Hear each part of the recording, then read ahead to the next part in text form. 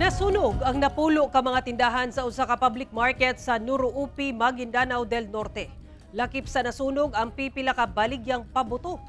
Bureau of Fire Protection ginasuta pa ang tinubdan sa sunog. Ang detalye sa report ni Efren Mamak.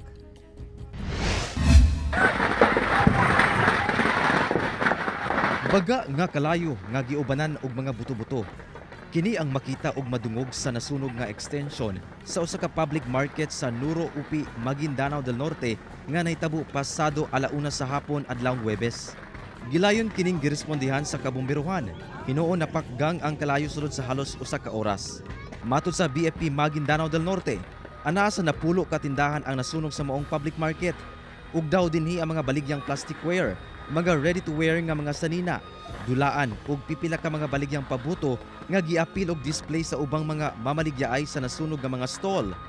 Ginasuta pa sa kabomberuhan ang tinubdan sa sunog. Kikita namin ng origin of fire sa may bandang gitna. Tinutukoy naman ng mga ibang witnesses according sa kanila. Pero i-verify pa namin yan, hindi pa namin masabi kung doon ba talaga yung origin of fire. The investigation pa. Atol sa sunog, doon na matudpay usa ka lalaki ang nakaangkon og second degree burn sa lawas. Posible nga usa kini ka trabahante sa maong public market. Hinuon, gilayon kini gitambalan sa ospital. Gibana-bana nga nasa 100,000 pesos ang danyo sa sunog. Apan dili pa kuno kini apil ang mga baligya nga nasunog sa maong public market. Sanglit ginahulat pa ang mga tag-iya nga magsumite og affidavit kalabot niini.